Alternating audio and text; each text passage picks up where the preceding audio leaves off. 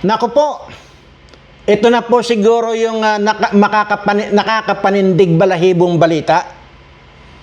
Alam niyo po ba, talagang dito ay hindi ko hindi ko sure kung maglulupasay kayo dito sa balitang ito dahil talaga namang hindi lamang po nakakapanindig ng balahibo, kundi parang mukhang nakakasuka pa. Ito po ang balita.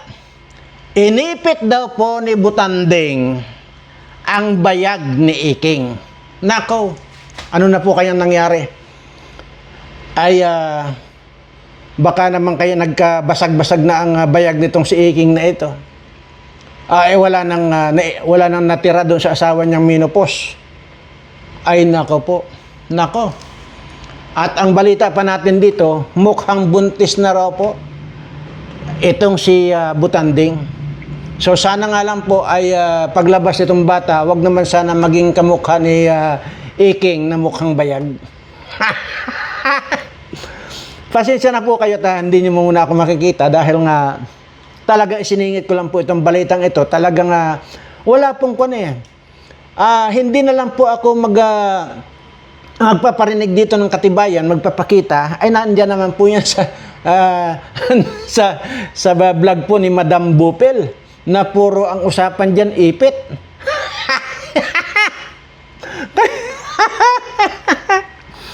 Ano na kayo nangyari sa bayag ni Iking? Yan po ang baka naman po pwede niyong puntahan kung ano na po yung itinapal ng asawa niyang menopause dito sa bayag ni Iking kasi basag daw po. At inipit, Butanding ba naman? Butanding ba naman ang umipit ay talagang basag.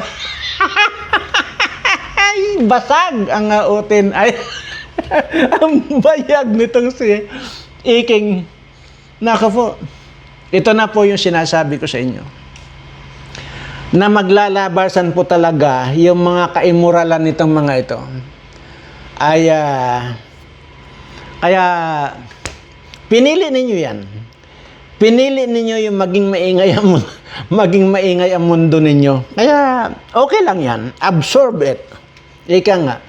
Kailangan yung tanggapin lahat yan dahil nga unang-una sa inyo nagmumula yung ingay ng tao. Sa inyo nagmumula kung paano kayong insultuhin at maliitin ng mga tao.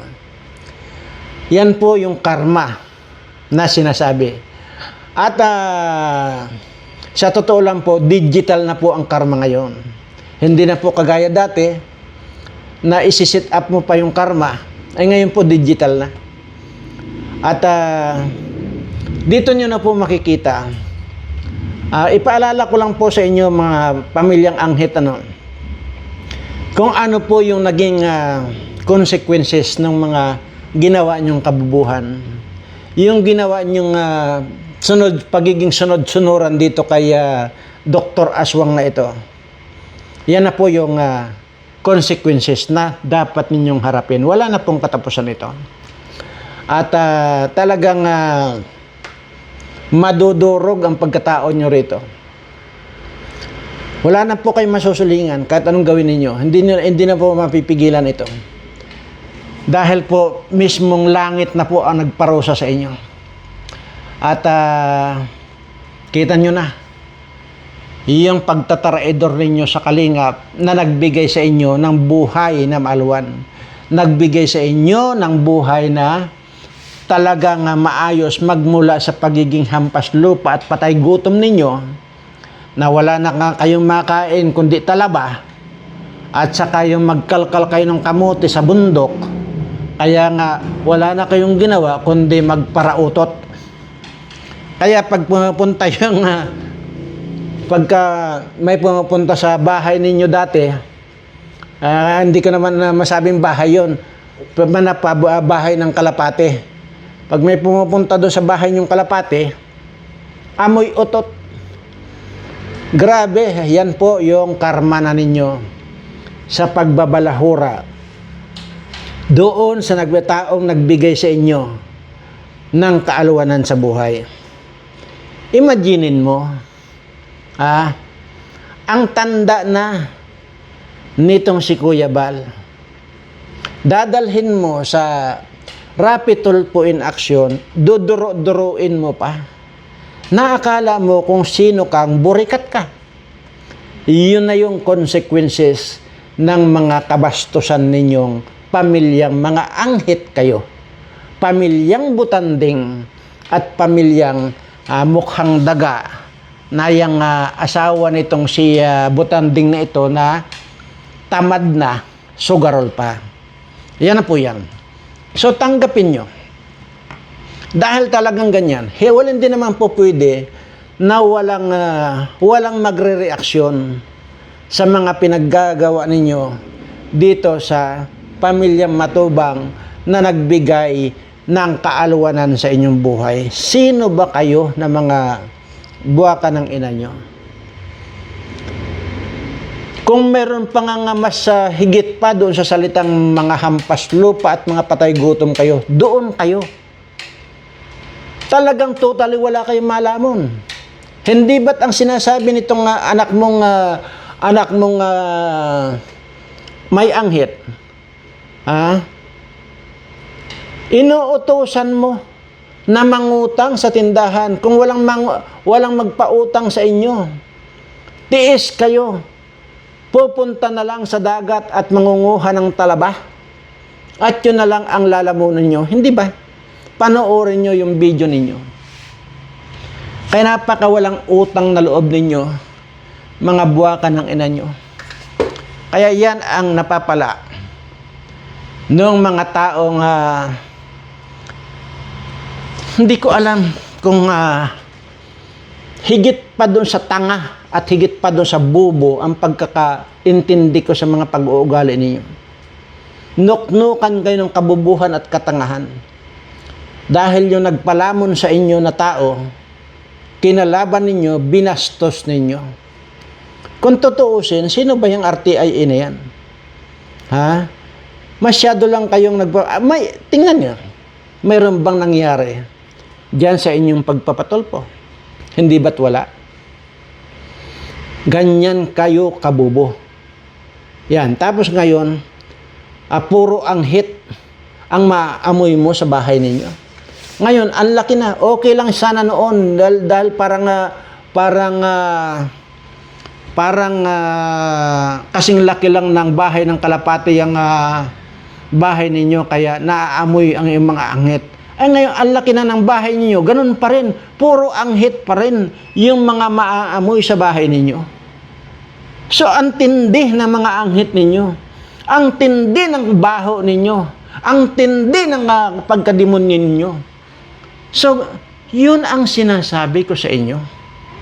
Na talagang dahil sa kawalan ninyo ng utang na loob sa taong nagbigay sa inyo ng kaalwanan sa buhay, yan ang mga pinaggagawa ninyo. Talagang mga tarantadong mga pamilya kayo. Sobra yung kabastusan ninyo sa taong nagbigay ng magandang buhay sa inyo. Yun lamang ang siguro ang Kaya tuloy ngayon, na nakakalkal yung buhay ninyo na kung ano kayo, kahampas lupa at patay gutom. Nakakalkal dahil sa inyong katarantaduhan na, katangahan pa, kabubuhan pa. Ngayon, tingnan nyo, kabi-kabila, lalo na yung vlog ni Madam Bupil. Tingnan nyo, puro ipit ang pinag-uusapan. Kaya nga, yun ang ngayon lumabas na naman na inipit daw ni Butanding ang bayag ni Iking. Nako po. So kaya pala ngayon nagwawala na yung menopause na asawa ni Iking kasi nga inipit nitong si Butanding. So ganun po yung problema ng mga walang utang na loob, magbubumirang sa pagmumukha mo yan, Butanding. Tapos yung asawa mo bang tamad na yan, ang dami-daming sakit, hindi na kayo nahiya na